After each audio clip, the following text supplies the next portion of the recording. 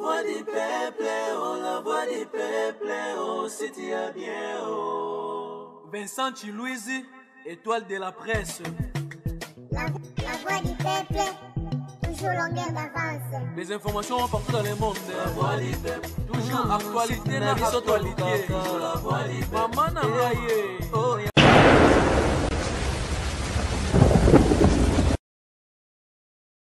Le phénomène a pris de l'ampleur sur les réseaux sociaux et fait beaucoup de victimes.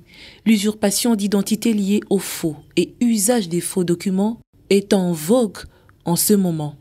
En tant que personnalité publique, Marie-Olive Lembe-Kabila n'est pas du tout épargnée. Un réseau d'arnaqueurs s'évertue au quotidien à escroquer des paisibles citoyens. Ces personnes mal intentionnées font circuler des documents à l'instar de ce certificat de don et cette fausse pièce d'identité au nom de la présidente de l'ASBEL Initiative Plus.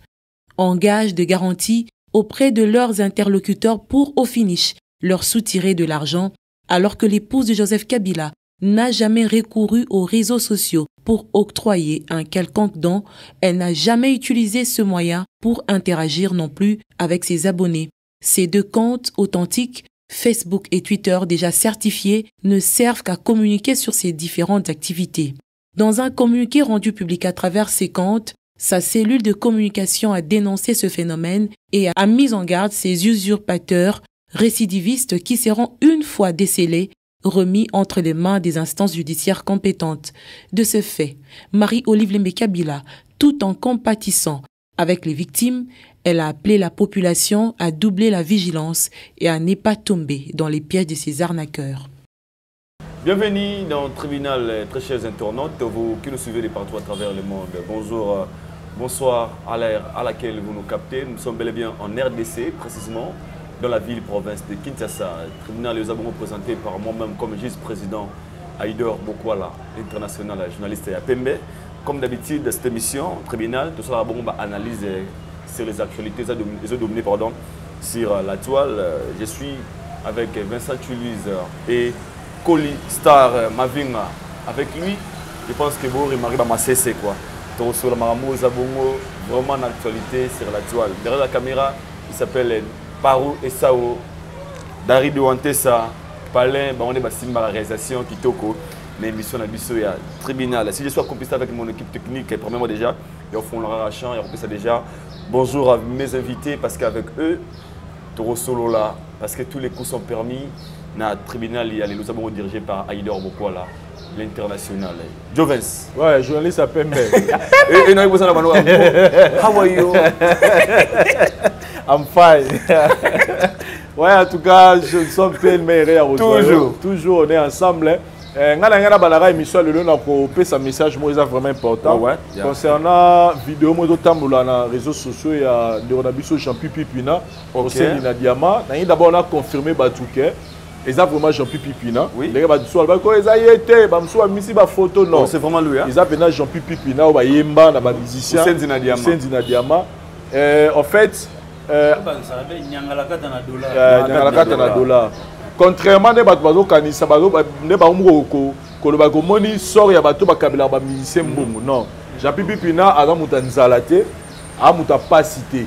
Mais sauf que a un problème à santé, nenge mututu a un problème à santé et azana negomoko pour ne pas kutanga combien de kwango, negomo azana nyungu na ya mbongo ebele, il a fait à $280,000. Sikoyo Didi Kinwani ayebani pena mutu azana nyungu na ye. OK. De sikoyo basalaki vidéo pour la ndeko wana. Ke tala ndeko na biso tozaka na ye azana okutu maladi nyungu na yo ba meka pe beta lisolango. Et Didi Kinwani ye pété mutapanzi vidéo wana. Parce que muta tant ya zu vidéo atindeli muto azaki censé ota la vidéo wana.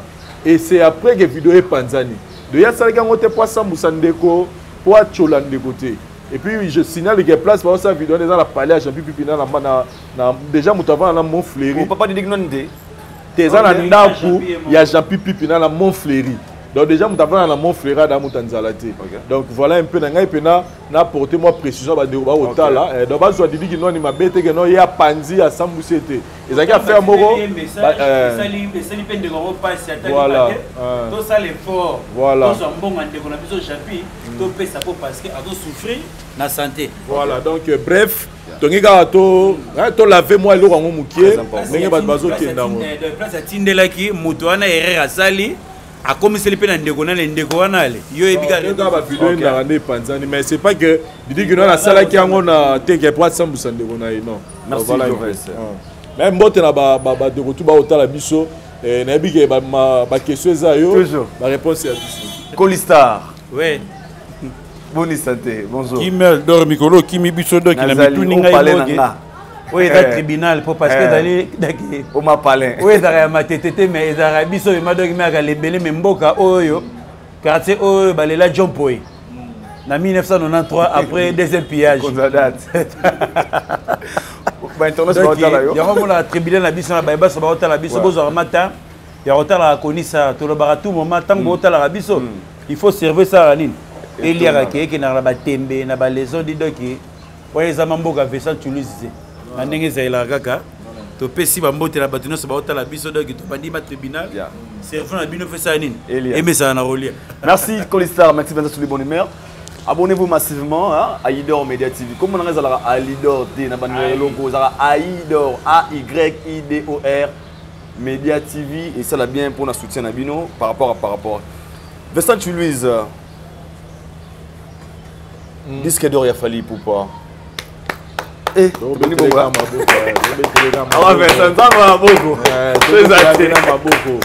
maboko makasi pena pona fali kuka na linga parce que maboko to beto ba to délai to beto ba wata ba to délai a to beto fali pour donc ozama la méritocratie il mérite tant aux ogi sengwe disque d'or ya fali pour pas certifié na yebi na be monsieur délai na mona na ba page. Et comment me dire, wapi disque d'or fait ça, on est nous a fallu. Votre réaction par rapport à disque d'or a fallu ou pas? Non, écoutez là, nagi quelque part, tu as le reçu là, bandego moro, tu as une môme ça, tu as le ça là. Il y a des choses à tout moment, faut que tu aies chombo pour rejoindre car actualité n'est hier à tout toujours aux actualité.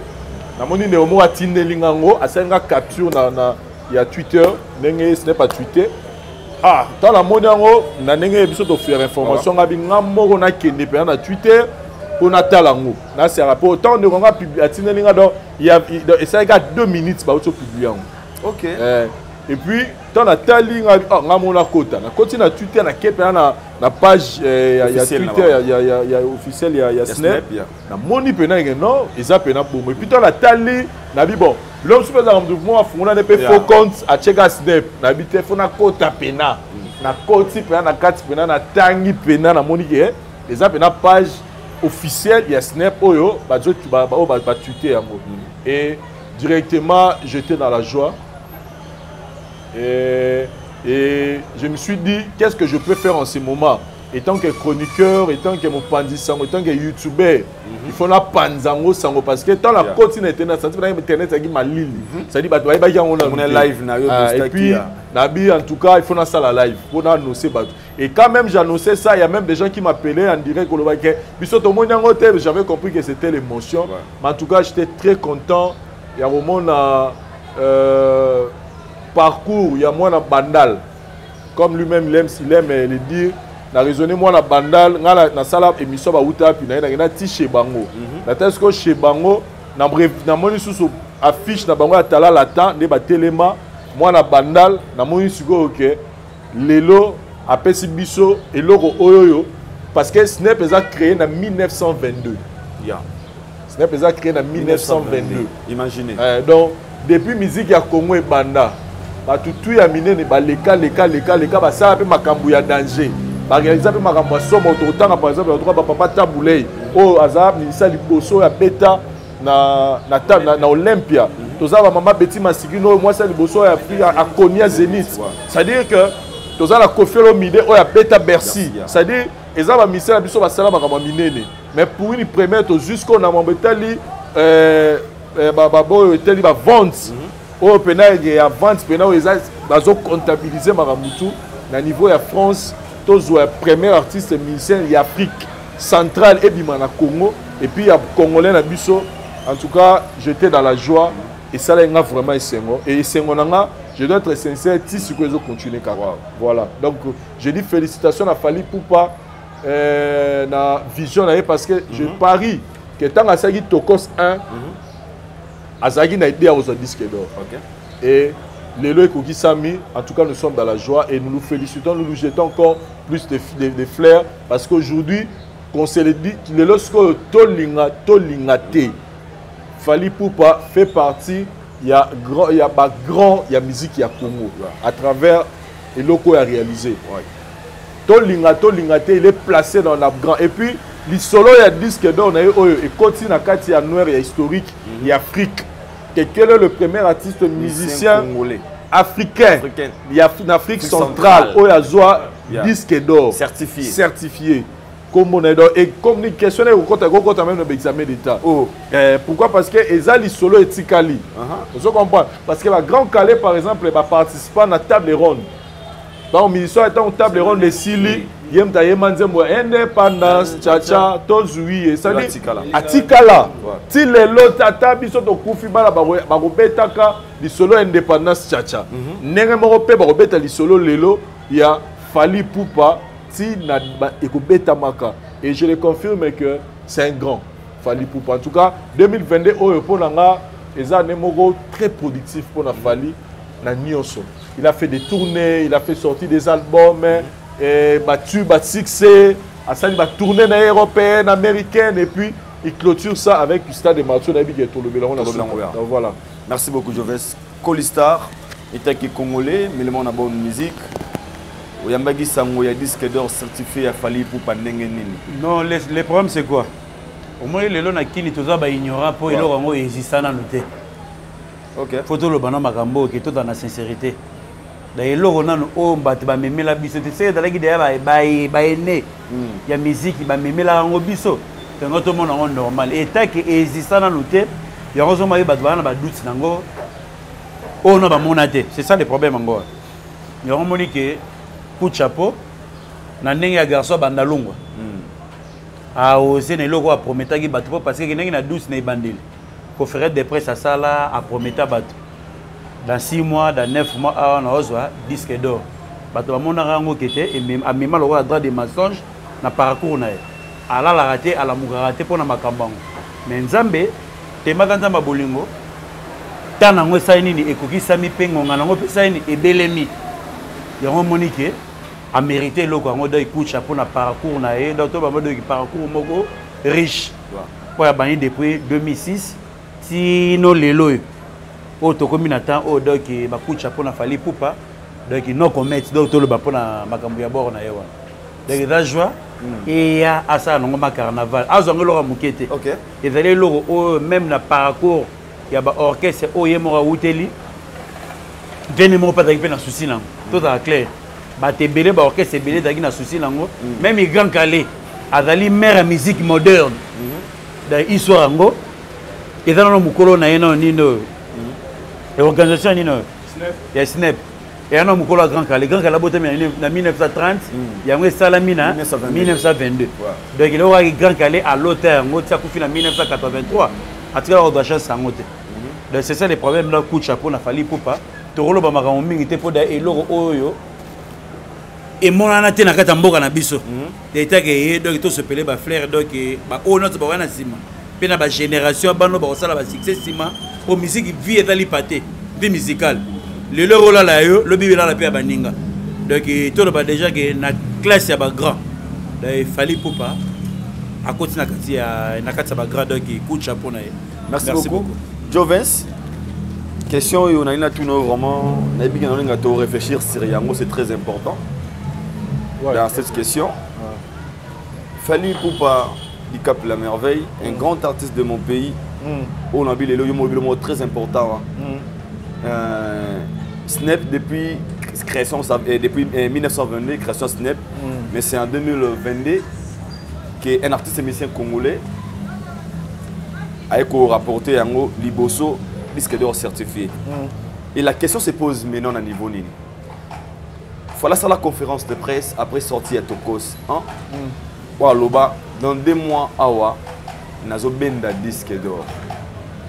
Des propos venant de l'artiste par l'artiste Fally Ipupa. Et les gens maintenant se posent des questions, Bobby. Comment Fally a joué un mot après 5 ans? À propos, juste Azaki trop sûr qu'à cause de il sentait déjà que bien, c'était le moment quoi Zoyango. Alors qu'est-ce qui a fait que pendant le temps qu'il a annoncé, mais ça fait 5 ans que l'artiste est Kozwa un disque d'or il y a Tokos 1. Tout pendant moi par rapport il y a parce que les Européens Congo les sur la Syrie trop. Voilà. D'abord tout banana likambo il y a Snap. Snap est créé en 1922 et ça Snap est syndicat national de l'édition phonographique. Est la principale organisation patronale regroupant les producteurs, éditeurs et distributeurs de musique enregistrés, partenaires des articles de la musique en France.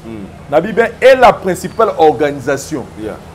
Donc, Mambetali, édition phonographique, na niveau de France. Bangone Bazali, principale organisation. Donc, en dehors, il y a Snap. Makamusu Suezate. Wana na bayina ko répondre na bato ba loba o ba disque d'or ya ba ndoko pesa ezalaki avant Snap ya. Snap 1922. On a ici bato que depuis 1922 et loko e bana donc wana donc un faux argument. Il faut qu'on admettre que nos musiciens ont été mal conduits par leurs producteurs. Au bazari ko kosa bango que on a autant disque d'or yango. En fait, c'est disque d'or qui va récompense à producteur. Donc producteur sont à Monique à se retrouver dans la vente sinaye à qui pas menuisier na moko boye to bato ba sala bloc ma pende ba système na. Moi je pense que voilà to koma. Au moins anticiper nga. To so ngana wana. Sikoyo. Dans les cambo ya 5 ans a fallu. Na nga pena longola sous le moko. Merci beaucoup. L'isolo à 5 ans Fally Ipupa n'est pas le seul artiste musicien Oyo na Snap Oyo a eu disque d'or après 5 ans. Je rappelle la Batou, il y a un artiste musicien comme on a Cramé, a mis album comme on a Penel. Album on a bima le 16/9/2016 et a reçu disque d'or la date de constat Ezaki le 29/9/2022. Donc, il y a un disque après 6 ans. Wow. 6 ans et 1 mois. Et puis, un artiste, Moussou Soupé, Michel Sardou. Il y a un album en 2019. Il y a un disque en 2022. Donc, il y a un après 3 ans. Et puis, il y a encore Youssou. Il y a un Afrique. Il y a un album le 8/5/1994.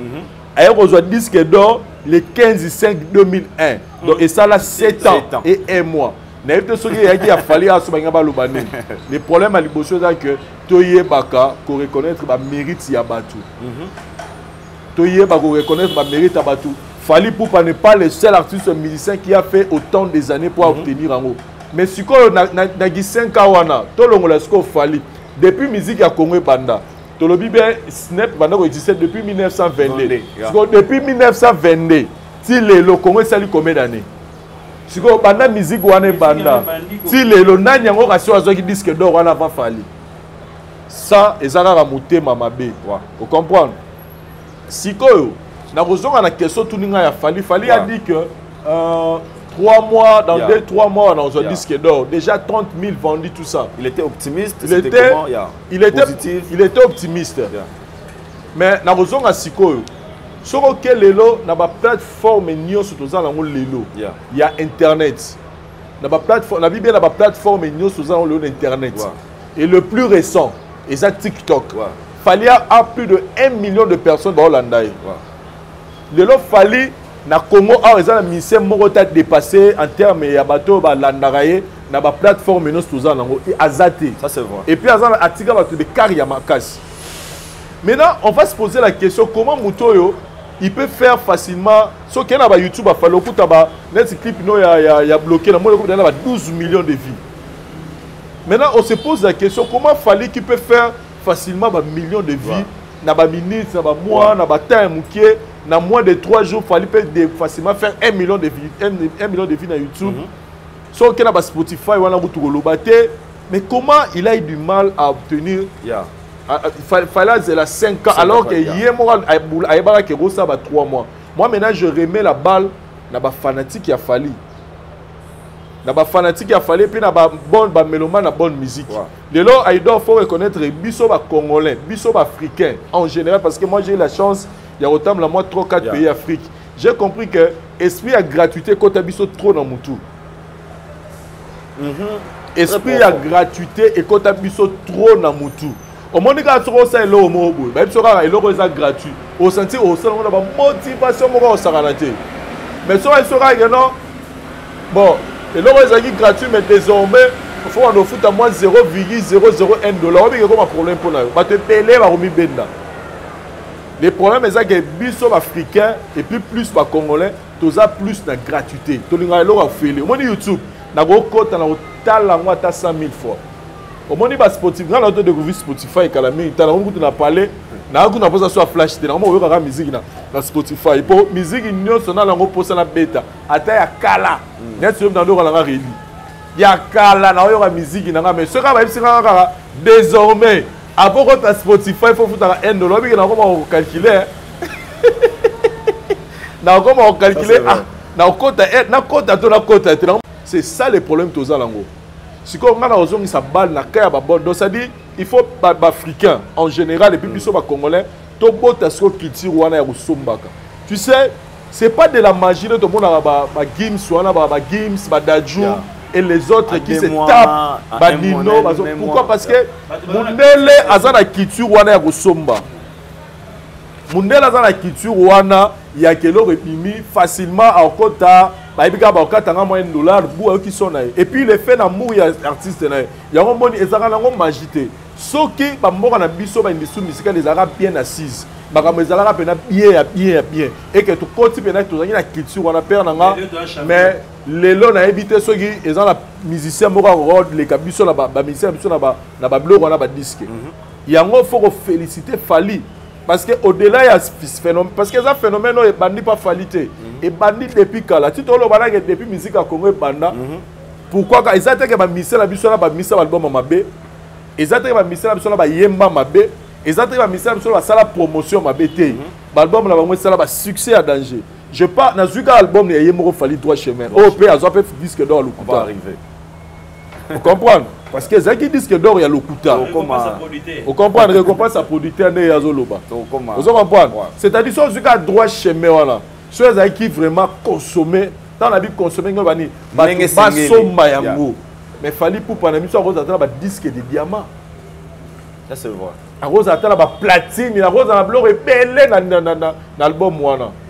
Et c'est pourquoi les lobas, tu vas loba. Oh, un album en haut. Il faut reconnaître qu'il y a eu participation, il y a tout, mais Fally pour faire ça aigle, comme lui-même aime se le dire.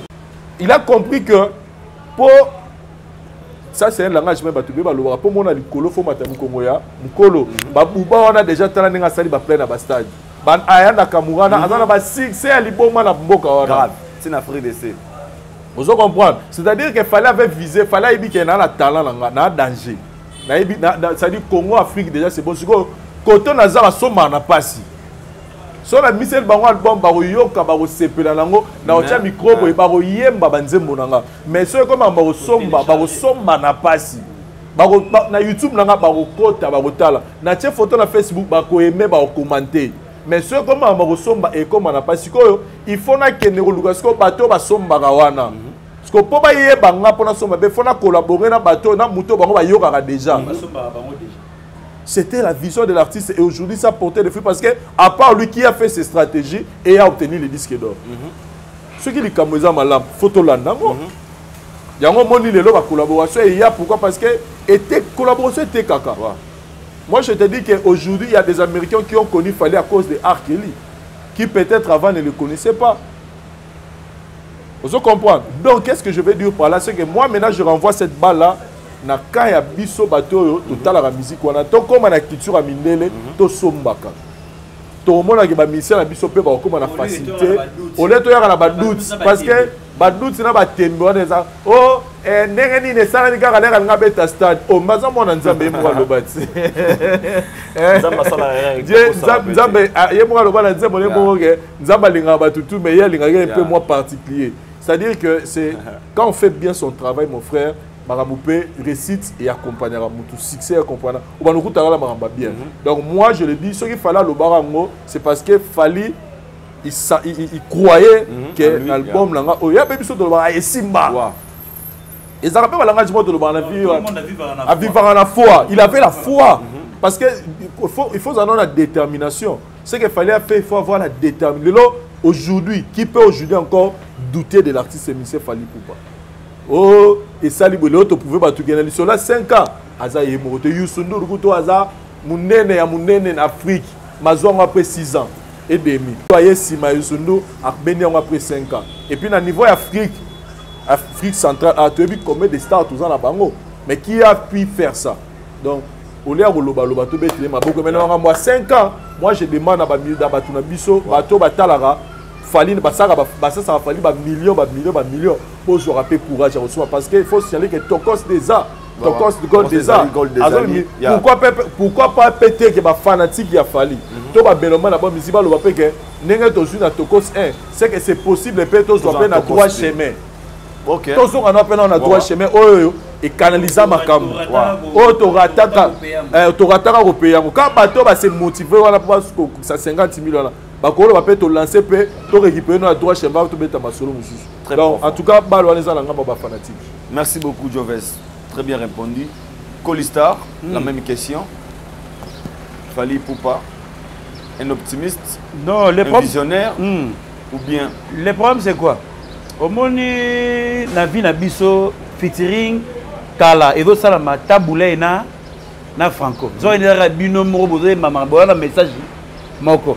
Des taboulé basali nazoki molangie dagiye na Franco bazoyemba.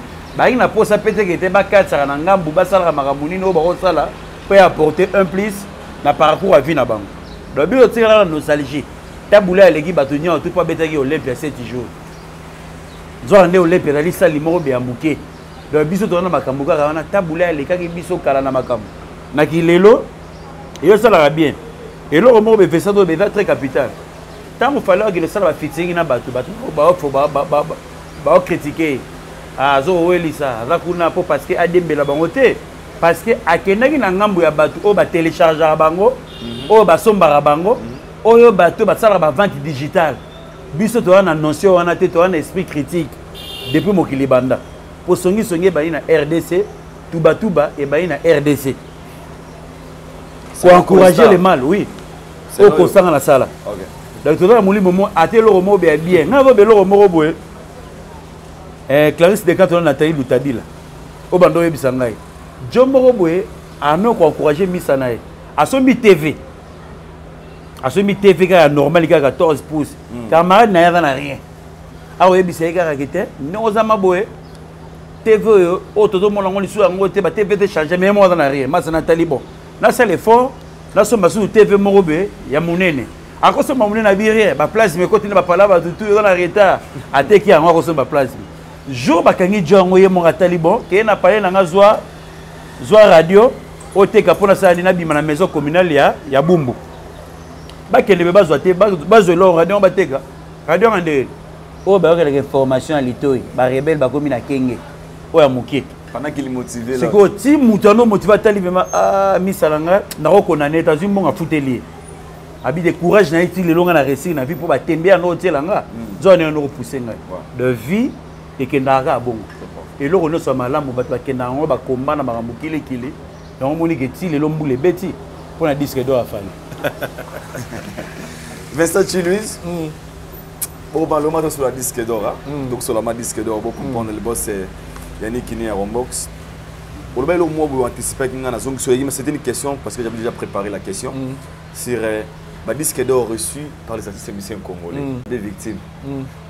Fabregas, Kofi Olomide, Kofi Olomide, Weranson, Gilles Piana, Weranson. nalingi ou éclaircir bato ils ont un message auto zoa na tinga mana zuba message sur le téléphone na ngana biso bilo ya bilobela be poani bona no bazwa ngo nano zabino monika dit c'est dans le bosso yango congolais kaka boye est-ce que on peut aujourd'hui parler de disques d'or oba ene na biso oba ene na baba musique congolaise bazwa liboso ya fali poupa o yemo be fali za ka victime na yango c'était de quelle manière oba ne osala ki bato wana bazwa disque d'or au peto yima na banzembo 1-0 to yiba nzembo bloc rebelle ba ba disque d'or wana c'était de quelle manière pour les lotos comprendre que ezaki disque d'or o zaki yangote o il fallait bazwa je ne sais pas éclaircir un peu rapidement déjà il y a une vidéo moi dans internet où on voit qu'une question est menée paix à son âme batunier et loro nini oyo susino zaranini te batunier disque d'or te batunier question et loro nini ozalaka na posa toti lolo zaka na posa ekokisemela yo na carrière na o non ekokisama te abi na revaka nazwa vrai disque d'or voilà c'est le King Kester mené à la Sama belle place dans na kimia il voulait dire quoi et pas lobby na revaka pe un jour que natam la pe na nzela na mona pe minele balandanga na nzela oyo ata musicien mo congolais nanu asali ya muti donc on les amaramboyo King Kester aloba et puis aloba moi lokuta aloba te ka kosa aloba vérité alobi na lukanga na vrai disque d'or pourquoi aloba vrai disque d'or parce que eza eloko nyonso za na structure nango na Europe na France eza na structure moko te parce que pourquoi to zonga na France parce que musique na biso banda ezala eza na ba orchestre nyonso badaki po ba mona ke ba komi danger po ba kende wapi France Bazara ba faut qu'il de France. Pour preuve Zénith Berceau les présents kuna. Il faut donc ça dit musique et puis l'album Kalizara sur album et Pimi et bano bimela na wapi na France. Oui, France. Mimi da kuna aizoya. Ah bano ya sima. Pourquoi bano prioriser kuna parce que kuna basara nini basombaka. Vous comprenez? Sikoyo en termes ya mambo ya ba disque d'or wana. Ce qui est vrai na France mobimba de la Suroloba. Snap, ils ont représenté l'intérêt à 79 maisons de disques et labels de toute taille et de tout horizon musical, dont les chiffres d'affaires totalisent 75% du marché français de la musique enregistrée. C'est-à-dire que Snap, hier, Moutou, Akanga, Maramoutou, Etali, Maramaba, vente, les disques, donc tout ce qui est Maramutali, Marama musique, c'est lui qui gère ça, au niveau de France.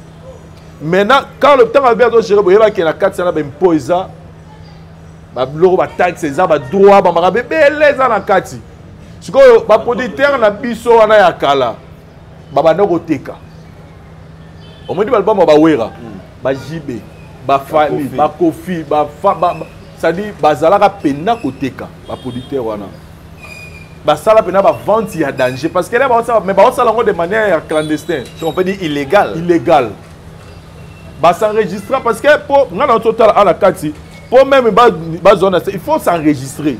Il faut s'enregistrer. Il faut s'enregistrer. Système. Il faut s'enregistrer. Si on a s'enregistrer,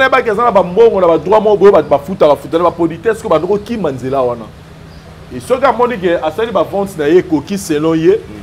On a ba vente physique on a période wana c'est pas comment on a 100 000 exemplaires te ba 100 000 on a fait la théorie mutamona on pas zati wala pe mutamona on pas ko sabiso merci à mutu kwa sala montabo mais là to landa to mona yi ba chiffre wana te ba bloko lo kana ba sala 100 000 mutazala var to yebite so ki ba teka mais ba baza ko teka la façon on dit que producteur il est mo ba moni que 100 000 exemplaires yana le bidasi sur ba pardon Kim Sanga idée donc Dikamo 100 000 wana, en tout cas, il faut revoir ça.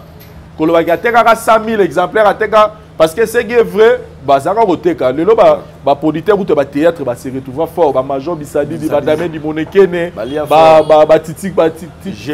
Titi Kalou, ils sont beaucoup. Mais quand on a un nombre, en tout cas, on a se réservé. On a monaté dans Zalate. Mais on a yébé ça qui va dans le mais comme on a les voie légalité, ils ont une façon pour les producteurs aller à Tony, pour récompenser aux musiciens, à celle de l'autre disque d'or on a PSO. Et puis nos amis non certifiés. Non, ils ont un PSO, en fait, ils ont un disque d'or, il y a pirate. Tous les autres disaient que terme est en haut.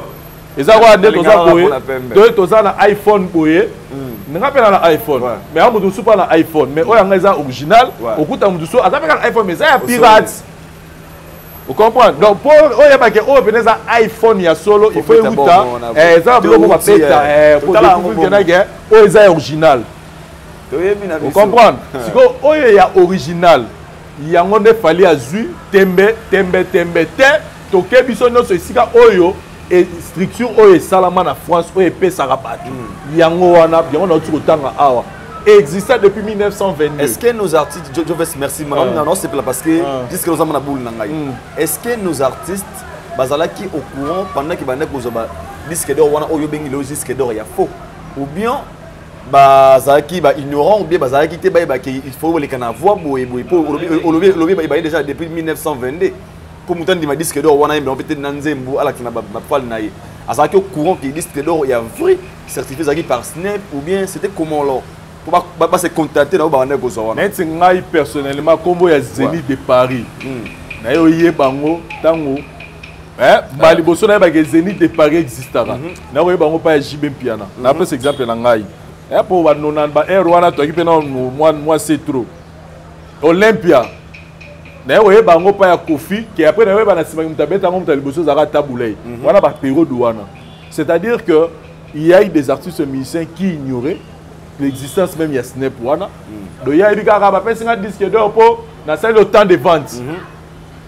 Il y a des artistes qui ignoraient ça. On a en tout cas mais il y a aussi des artistes qui ont mais comme on dit qu'ils ont un avantage, moi, je vais détailler on est à Zouag na yango kaka. Vous comprenez? Mais il y a des artistes qui bazana babazon bega normal. À Zouag on pour moi le retour, on a tout le retour le kuta. Soko Zouag on bega on va timber te faut donner lango. Ah, tout le monde appelle net na ba période mo benana nga faute. Et na vidéo mo etambla à internet là ba wera so ba misaka Pentagone.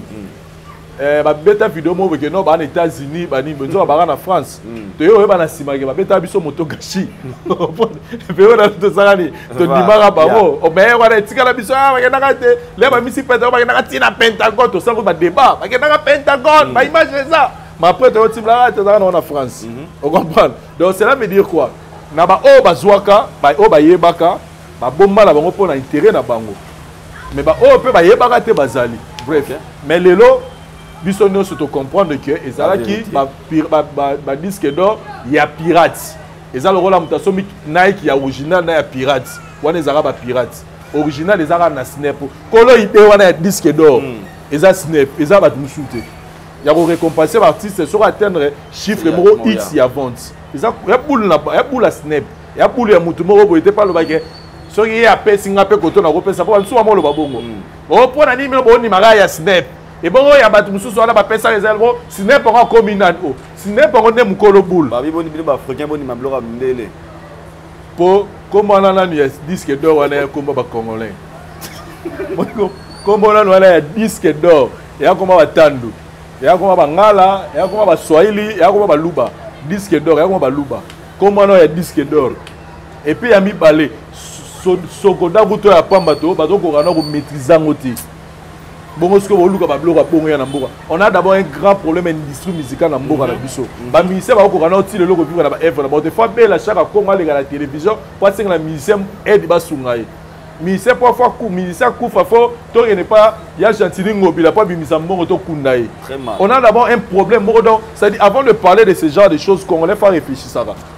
Que toi non na ba biloko ezana nous trop ezana nous des gens comme tout moko a boulé à mon parler mo il y a 8 niveaux mais ya zana anon na terrain te mazo lo bali non neli bo ele la ba lo 8 niveaux mais ya non na terrain c'est dit babiloko na élémentaire tozala yebisaka musicien du congolais awaza awa a musicien na mboka na biso vivre na œuvre na à part mapanga na oyemba ba musique koyemba batu c'est lo babi balongola bina mapanga balongo koyemba batu yesa ba musicien so basuka so babi na lolo pena babi bon fachi pena beto alobi bon désormais état président de la république na ba so musicien yemela mutu te na ba so mutu apoka mutu na libanga te ba mission ba bala ba kota ba koshoko parce que ba oyeba place à se retrouver té parce que avant pour mettre non solo wana oh pourquoi pas toute ça l'organisation na biso moko boya ndula wa kuta pamba ba journaliste so ba sali kenda mwana mboka moi na mboka kaka kenda so e problème kenda nyoka masali moi na mboka kaka biso moko to to combattre aye bilo wana mo récompenser batu wana bilo pam mana ndula wa ba mo yoka na bango bilo kuti ya mikie on n'arrive pas à s'organiser bobo luka ba mo minene bongo ça a sauté ba niveau et ça organisation ba dit depuis 1922 et puis na ndenge ya terme ya Afrique awa biso na Afrique to bi que tous en plus na francophone avant que musique na biso botama donc tu reconnaître que ils ont mérite oyo ceux qui peut bolobi que pour na nini bazo compter France bon ba ministère na biso à Congo to tiki France pour noter na musique boter la musique na Congo total à ce to se retrouver total la nini mo ni pour la paix aido à question ba CD na est-ce que ba bloga ba biso za la route sur na mboka na biso ba la mule ba nini ekenda tala on a donc ça dit to lugate récite amninga to pour la mafuta to bebisa pour biso pour les bisoter donc voilà un peu Colista la même question oui au je vais auto répondre awa disque d'or au ba musicien na biso bazwaka ngai hier timbule beti butu mobimba awa Cham Masunda le leader ayebisinga bi to bimi na ignorance poto dagi ba ignorant repas to ti obima na ignorance ka la donc à partir d'aujourd'hui même lui-même Fali c'est ça le problème avec la ignorance. Fallait avoir des disques d'or et à faux. Des disques d'or. Reprends. Allez, on a bien une autre lettre. Il y a un autre zolo baba comme moi.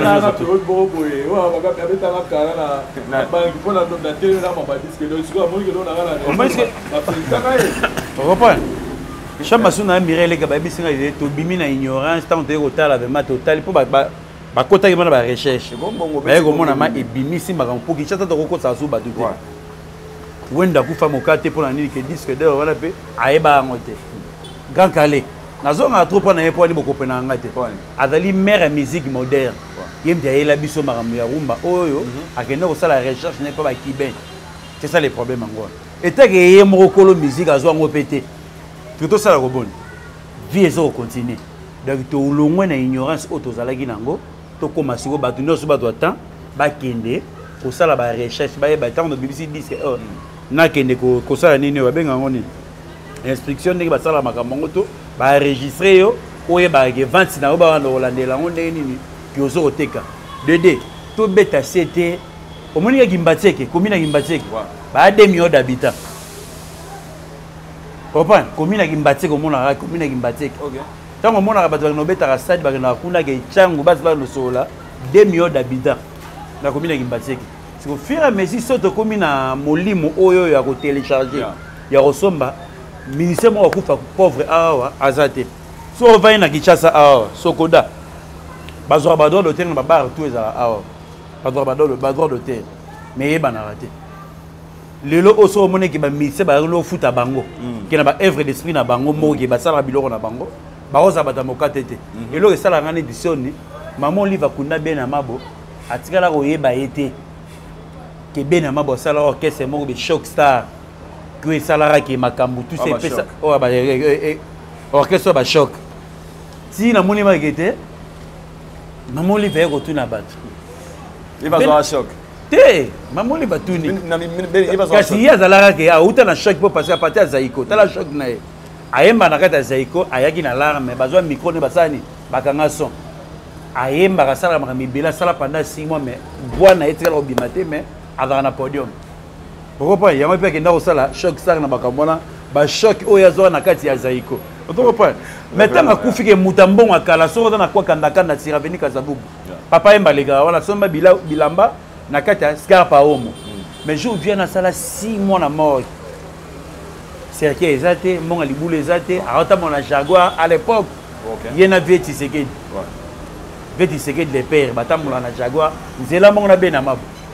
Mais jour à ça là 6 mois la mort que na vanda musique na résonant juste na otuna ote bato kuna mama bato kunda bena mabo maman livile me mutasa nini mutakundi déjà mamasoni mais ceux qui tali que ba disque na bango ba sala choc ça ero kunda emo ça c'est vrai c'est ça le problème très profond autre point tozongi c'est esprit tant le to lia to to na to mela photo yeba ke to e daraba ministère na biso ne fils que $1 ya au télécharger wana et ça la bango bien pour le bas à la batambo to ka mo aka ba Davido parce que Nigeria ba dans la culture oyo ya ko télécharger ba musicien ba musicien na bango ba star na bango même Angola ba na culture ya ko télécharger ba musicien na biso mais biso kaka be na somba charama na ngate so na no télécharger pas la bénéficier zo rende œuvre na bango bazo vivre na tolini ko tsala kaka be nombre de vies au félé donc totali bato félé okuta na mission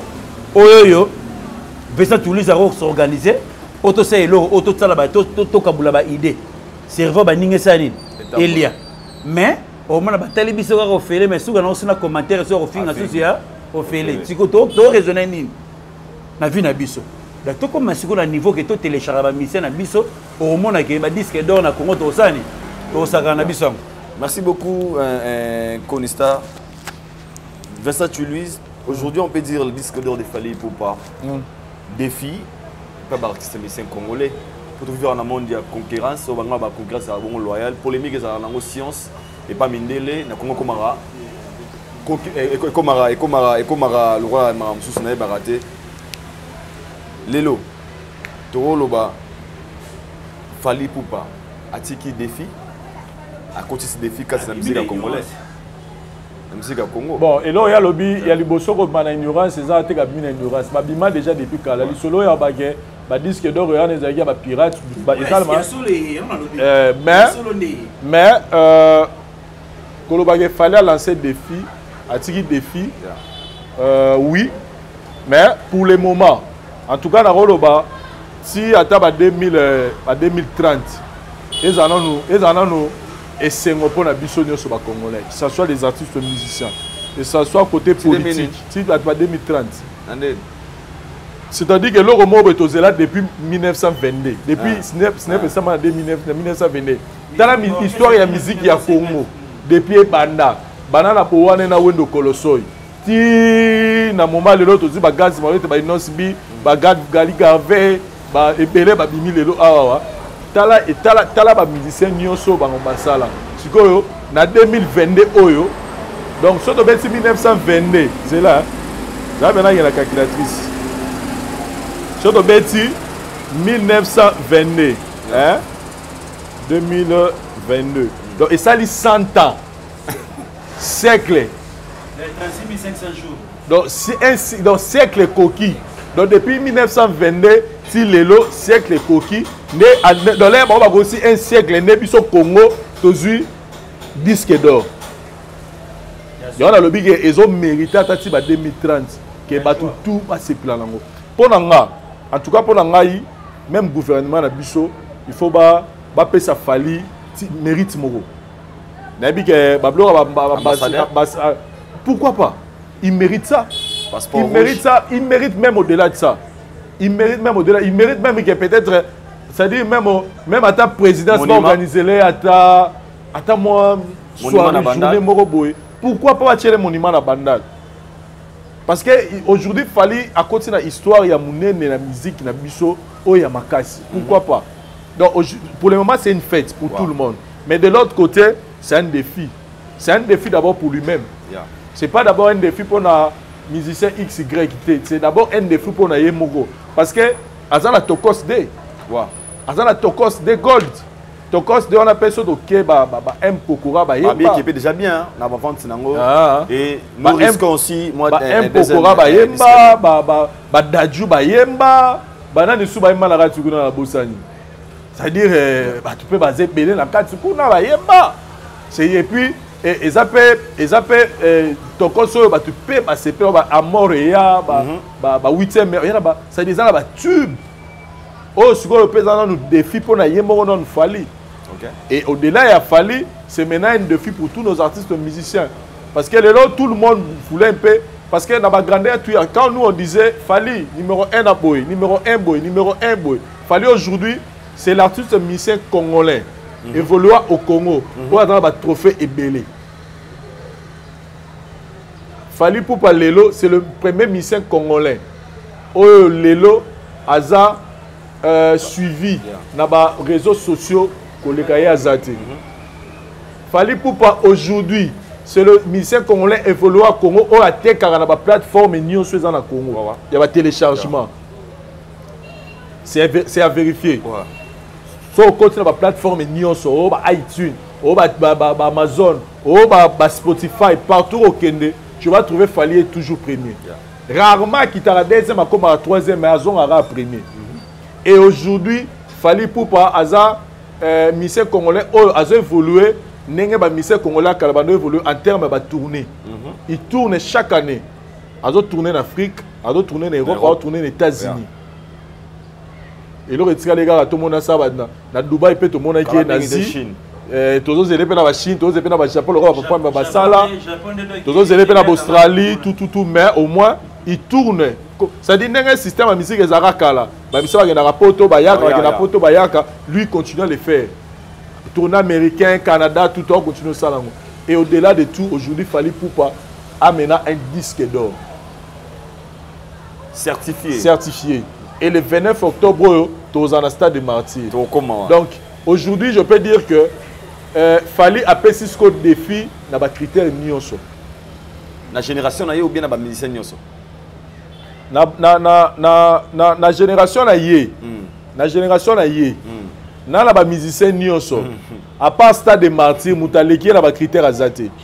OK. Na bandeli. Na lobi bien, na bandeli. OK. Na génération na yé. Na mikolo na yé. Na ba critères on a tangi. Na ba critères. On va répéter et ça ira bien. Moto azana ba trophée belé. C'est vrai. Là je valide. Moto azo tourner et belé. Actuellement je valide. Moto aza plus suivi dans les réseaux sociaux. Ana ba abonné belé. Partout il vient il azo gagner ba. Je valide. Et puis moto azo tourner. Na ba retourner dans la lobby hein. Et puis azana disque d'or certifié na Snap. Je valide. Donc na bayaya na ye. Na baza donc eloko etika lié kaka. Na bayaya na ye. Oyo na ndia salite stade de martyr oyo konyango o abanini. A retourner le 29 octobre. Donc soka kotika wana Kofi Foza la fière pour abimiser l'ora bien na sama kolonai. Donc voilà. Léo Mabé, personne tu lui dois musique. On a arme les ça vous comprenez. Non, nous sommes du côté de la vérité. Ça c'est bien. C'est-à-dire ba musicien au batikali. Parce qu'on a des défis au longa. C'est pas impossible. Ils sont obligés. Fali sont obligés. Oh, mais il y a des musiques qui ont concurrence. OK. Et tu vivant dans le monde la concurrence, il y a végétarien donc ça dit ngade na zapoye ne to na ba YouTube boye na ngotika sima Frank c'est Mike. Na ngotika na sima Kiani piana te ya Mike te. Fonazala. C'est comme ça qu'on vit dans Marambo. Il y a une comparaison, ils ont la science pas mindele na Congo comme polémique. Il faut ça la Congo. Sikoyo, il faut yeba sikoyo que fallait wa utuap. Donc on a besoin simate, a aussi na quartier latin. Donc on a besoin que ne ba la tala la tate. Ça dit qu'il est venu, il a commencé en 2006, bilo on a ne sur la guité. Il a travaillé dur, il a la détermination aujourd'hui, il est arrivé à un niveau ça.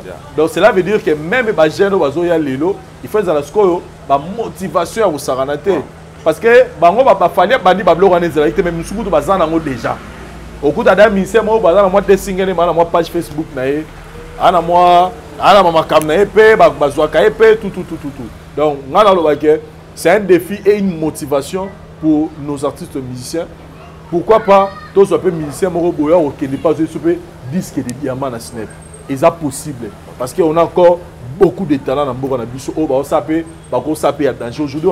on a des Gaz Mawete, on a des Nosbi, on a beaucoup de nos artistes au Pelelo. Ceux qui pessinent ça déjà pour ça déjà dans Nzela bien. Nosbi, Gaz Mawete, Gali Garveil, Nani Natangite dans un monde plein que Nzela tellement bien.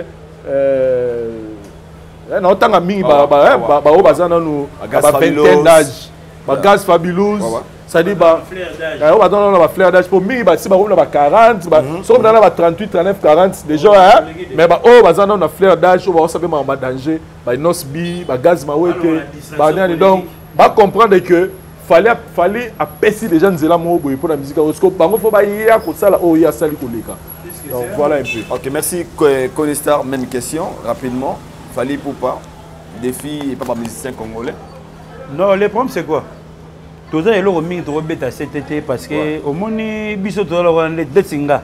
Personnellement toza bateau promotion mona ba fali voilà ngai donc on a fanatique na été mais na sepelaka na misala na epo parce que biso nyot na yemo lo bagete toza ba fanatique non c'est ça le problème non c'est ça le problème to so là ko apprécier musala mutu dans nécessaire cause à la fanatique ya mutu pour fanatique ya mutu même na berere na ki fanatisme osani on no mona ngote.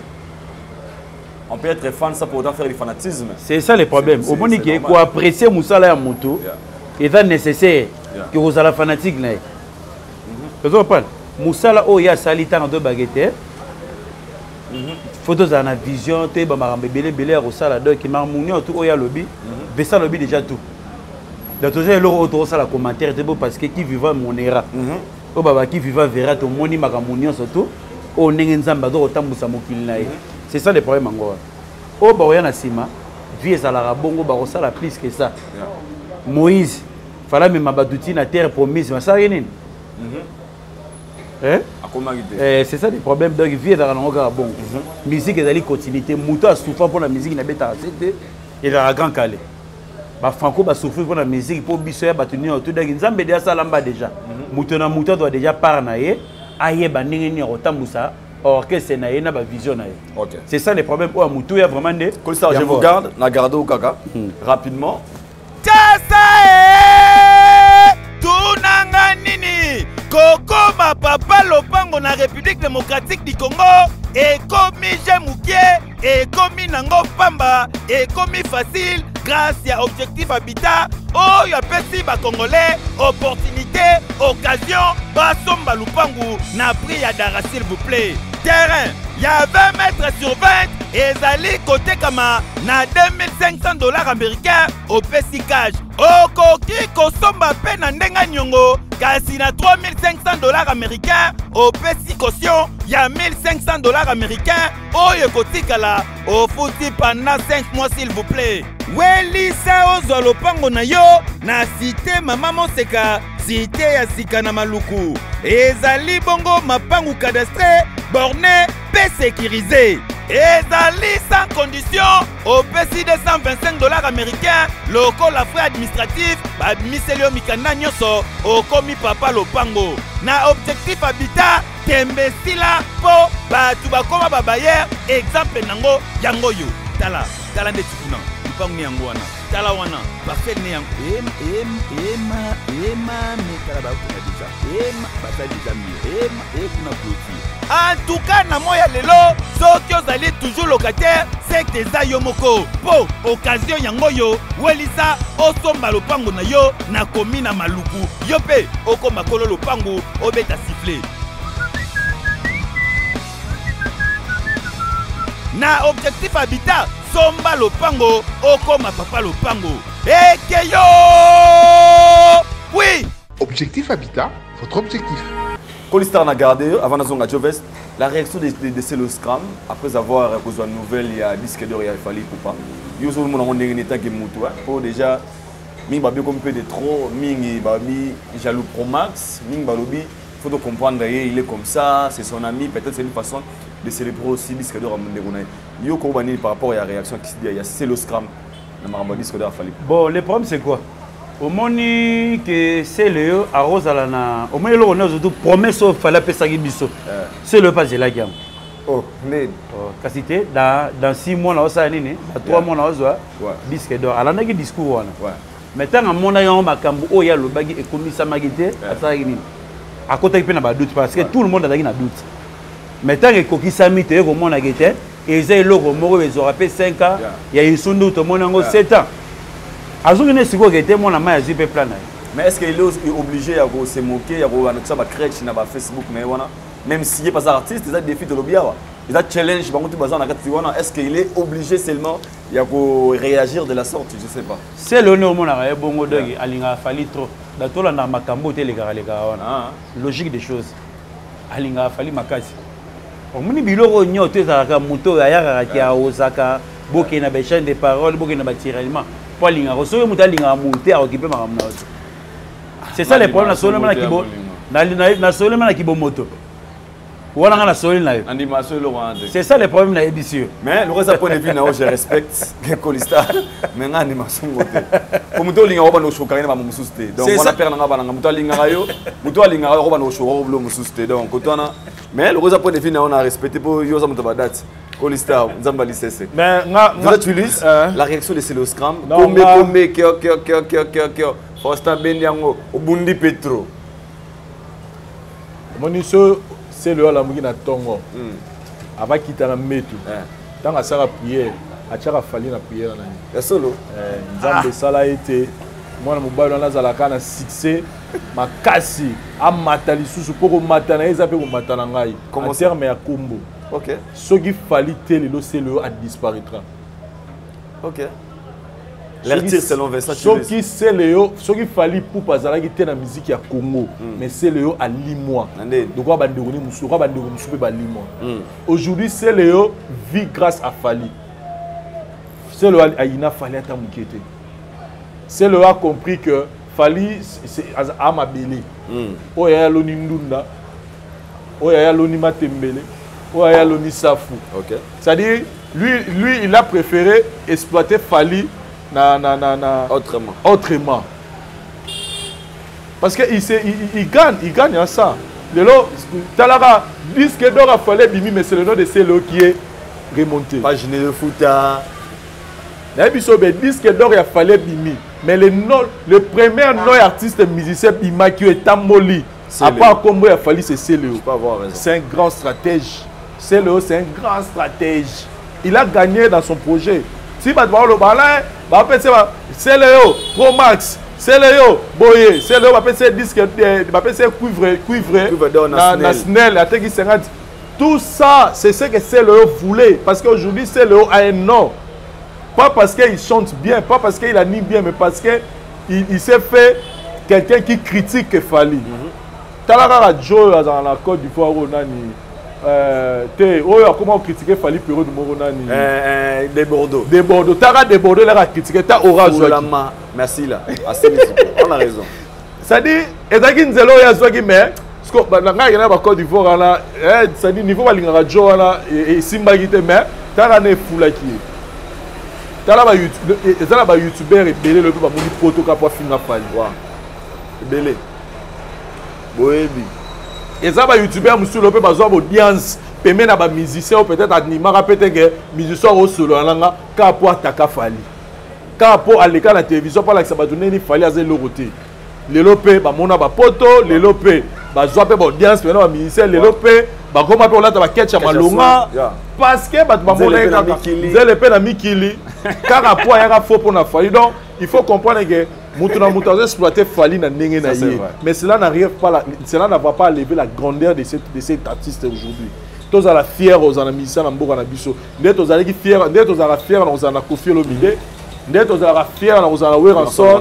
La Jibem Piana na ba performance au basala. Tous à la peut faire que lelo à part Wera Jibé Kofi, papa et tout le monde repéli la musique na biso. Fali pourquoi? Donc il y a continuité. Je pense que nous chutons un CG au Sudasou Cannabis. C'est le courage et si micro là. Courage Béga na Babisi. Le 29 octobre, jour J moins 15 si je ne me trompe pas. Nous sommes les 12 hein. Jour J moins 17. La date historique au Fali Poupa a réécrit encore une fois histoire naïe na stade des martyrs. Na ba warrior, na ba bellement la bonne musique. Accompagné d'un disque d'or certifié par Snap, Jovens au sentir un petit martyr 80 000 places plus tant que 120 000 personnes. Tu te dis quoi? On a une Domolino, pas de Domolino, jusqu'au stade en à chaque photo à stade na Kati, habillé mot. Yo, l'exime ça c'est vraiment. Est-ce que marquer les gens à Congo? Moi je vois, moi d'abord, là des fois, na côte à Limbisanga, biso toza bateau yo, toza ba parcours.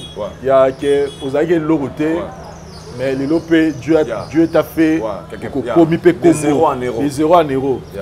Et ça en sengo, ce peut dans monde mutumo bepé, dans ta parcours parce que quelque part il nous stimule.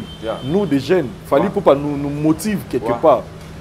Na autant ce qu'on Fali Poupa mo ya na concert bara na concert ya Koffi Olomide le quartier latin. Na moi ce qu'il fallait pour parler là, tomber ta stade, mais à la tête d'affiche Koffi. Ce qu'on imagine, ce qu'on joue à la fallait ça no yemba, ayembe kachaka. Est-ce qu'il pouvait s'imaginer jouer à la guerre? Un jour pe ngapé na osé salo, na osé boro ngamoro siko. Père ezaba bloro, il faut encourager. Ça c'est vrai. Il faut vraiment encourager. Et dans tout ça, je te dis, Père, quand on t'a stade, ils ont la stratégie. Oh, bah, ministère, il y a une stratégie. On a passé dans Rakara, ils ont la stratégie. Oh, et ça, le stade est étonnant. Sur la stratégie, on a, il fallait bien. Le stade, on a étonnant. Bobby Tungisa, promotion honnête, stade on a étonnant. On m'a appris qu'il arrive ici le 16. Le 16 bon, ça va l'air, vous comprenez le 29, il y a qu'un événement au Batouba, vous comprenez le jour où il y a le stade des Martyrs. Voilà, merci Job Vest. Tout le monde a mis Colistar. Stade des Martyrs et puis mot de la fin, il y a mission Lelo. C'est ça le problème dans le bar. Quand la vie s'est moulin, vie est sombre. Le but est baraté, le gars a fait ça tout le bar. Fala c'est là en 2003. Il y a Koffi Olomide. Il a un sentiment parce qu'il va pousser Koffi Olomide avant un anglais. C'est ça le problème. La vie, tu vivre en la foi. Ngatina ya na bega ke mbule ebeta. Mais la big était né na okelimina muta moto na biseke ngana opolate. Mais soki na komi na mbongo yo sei ngai na kiloma oyo. Na ki na préfère pona ke na kutana na tribunal. Mais yeta ngazonga ka saini muta vivre en la foi. Ça c'est vrai. Reprendre.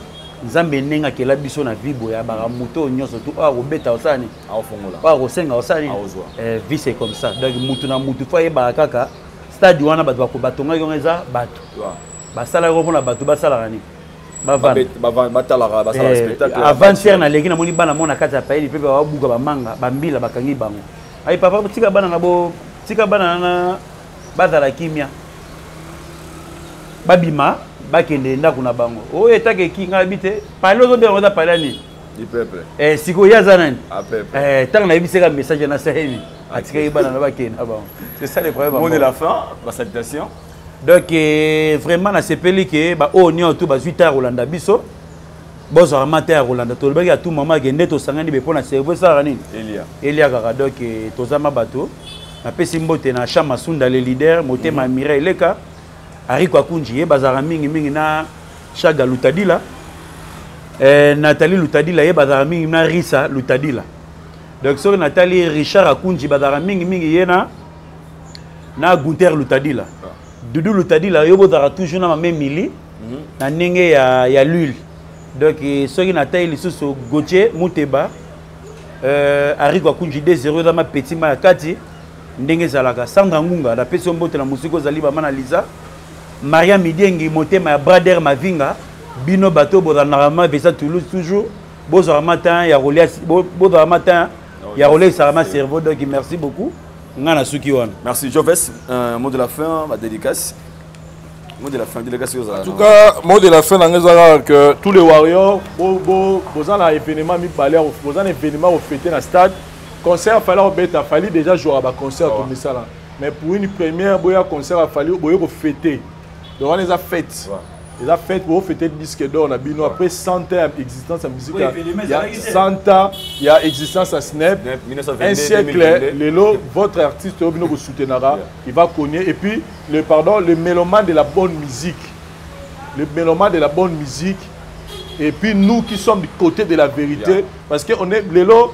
Biso photo défendre ba photos aba ivoirien te ba camerounais te ba ronimila biso bato ba osama malunga na mboka. Ça c'est notre rôle, c'est pas être fan ou quoi là biso ba niveau le robet la route ba fanatique te. Donc je suis du côté de la vérité. La vérité est que après 100 ans d'existence à Snap, le premier artiste musicien congolais Afrique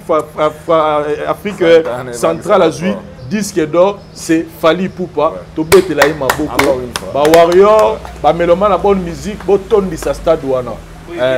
Bo réaliser, au moment il fallait le bara, dans 3 mois on a disque d'or et 5 ans mais ce que wana bino il faut ça bango ba warrior pour ba somba raté maintenant ce que fallait ba qui a retourner stade TIM to ya ta de bino ne ba warrior ne ba retourner stade wana donc ça dit plein au sala et ça va plein depuis ba stade de banda dans le salamate parce que c'est une nouvelle génération ba ouais on a ba JB ba ton ça ba stade internet il y avait pas de il y a une publicité antenne C antenne A Raga mais biso score le lot dans l'information au-delà il y a internet le lot il faut ça plus que oyo on a JB pe la basala en terme ba plein parce que ba mi parler si ko muto longi notre défi on a zala donc to c'est la score il y a internet c'est le mot là donc voilà merci beaucoup nous sommes arrivés à la fin Paro et Sao Batoto batala gibiso na tribunal ozaki bongo Aïdor beaucoup à la juge président. Abonnez-vous massivement à Aïdor Media TV. Kelo des artistes, my brother, comme d'habitude. Instagram, Facebook, Betara Kelo des artistes, THE, artistes. Et puis, Bato Balinganga, Fondation Passion et Compassion. Clémence Kibong et NK. Maman Clémence Kibong et Fondation Passion et Compassion. Le 3 au tout on a première action à Bisso, dans la ville à Kinshasa. Moi, je vous aime beaucoup. Abonnez-vous massivement encore une fois à Aïdor Media TV. Olinga, vos commentaires, vos suggestions. Appelle-moi, les numéros avons affichés. Moi, je vous dis bye. On se retrouve tout ce prochain numéro. D'ici là, portez-vous bien. Tribunal Alelo et Sikiawa, juste président. Quand la séance est élevée.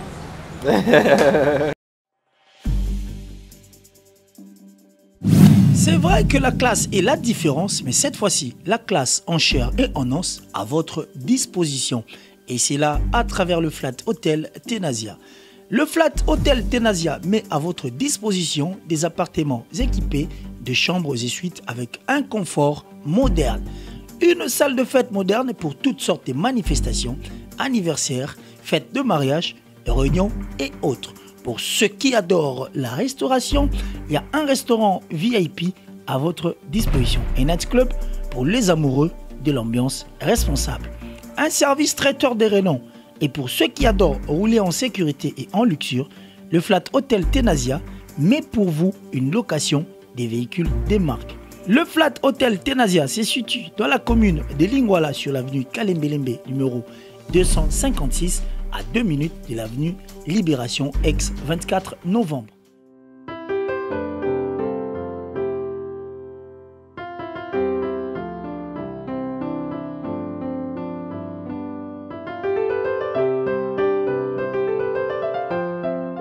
Le Flat Hotel Tenasia, la classe, la sécurité, l'assurance en chair et en os. Mbote na biso bandeko, ngai docteur Pichu Tondele, naza pharmacien en formation, naza formation na université à Kinshasa na faculté à pharmacie et puis na sali ba master na niveau ya université Marien Ngouabi pe na niveau ya Canada na transformation des agro-ressources et puis préparation de cosmétiques thérapeutiques naturelles. Dans le œuvre dans le laboratoire CRMTA ou ezali laboratoire médecine spécialisé dans la production de phytomédicaments, c'est-à-dire qui c'est à partir de nzete na biso ya Congo. Qui c'est nyonso o bozomona ara na CRMTA et subir essai toxicologique et puis essai clinique ou ça la différence na biso na tradi parce que et subir quand même moi étude et puis qui si on est na CRMTA ils allaient homologuer le ministère de la santé, c'est-à-dire ils ont la autorisation il y a mis sur le marché le niveau il y a mboka et puis les bandes il y a mboka qui si on doit produire na CRMTA et puis qu'on n'importe quel médecin partout à travers le monde. Dans le laboratoire CRMTA, nous avons 2 branches, branche cosmétique et puis branche médicaments. Dans la branche cosmétique, nous avons dulci au collagène, pour ça, il y a un sérum, un savon, pour le traitement, il y a un tampon, un ndouta, un ride, une poche, et puis un cerne.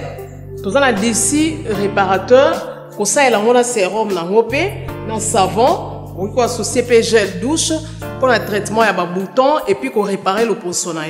Nous avons dit 6 cheveux, pour ça les lango, huile nango, na shampoing nango, pour le traitement des cheveux abîmés, des cheveux haut et baby, des cheveux colorés, ils allaient ko botisa suki noki et puis ils allaient ko retarder repousse ya ba cheveux blancs. Tous appels na parfum na biso ou to sali à base ya banzete na biso ya Congo. Spécificité nango ils allaient ko kitisa yo stress na kati ya nzoto. Na branche médicaments tozali na méamycine sirop comprimé oyo ezali kisi na biso ya bamibe balevure eza anti-poison ezali kotraite baproblème nyonso ya libumu. Tozali na kisi na biso diazostimile oyo ezali kotraite badifférentes formes ya impuissance sexuelle totangi éjaculation précoce, dysfonctionnement érectile, manque ya libido, azoospermie. Tozali na kisi na biso zingenalis supo na comprimé oyo ezali kotraite badifférentes formes ya hémorroïde interne na externe ezali korégulariser pe cycle ya bamama. Tozali na kisi na biso sensifos oyo ezali kisi ya malaria présenté sous forme ya sirop na comprimé. Tozali na kisi na biso méamycine crème oyo ezali kotraite badifférentes formes ya maladie oyo ya ploposo bamicose oyo esalaka na makolo ya bana mibali, maladie ya mpesema palata epai ya bana na maladie mosusu ya loposo. Tozali na diazolex oyo ezali kotraite badifférentes douleurs climatismales, badouleur ya mokongo, paiement, allergie au pollen. Tozali pomade oyo tomoli nkombo ya papa na biso tondeli ya zolo. Tozali na méamycine crème ndenge natambaki. Tozali na allium oyo ezali kisi na biso ya tension ezali kotraite hypertension. Tozali na borex oyo ezali kobomisa système ya bapapa ezali kokomisa yango molai mpe monene. Tozali na menga kisi na biso ya makila oyo ezali kozongisa makila na bato oyo baza na problème ya anémie quel que soit son type ya anémie. Et puis tozali na tisane Dr Malson oyo ezali tisane na biso ezali kotraite bamyome, bafibrome, kyste ovarien et puis basi oyo baza na problème ya kobota. Tozali pe na diabétine oyo ezali kisi na biso ya diabète et puis tozali na anti-poison na biso oyo ezali koneutraliser poison na kati ya makila.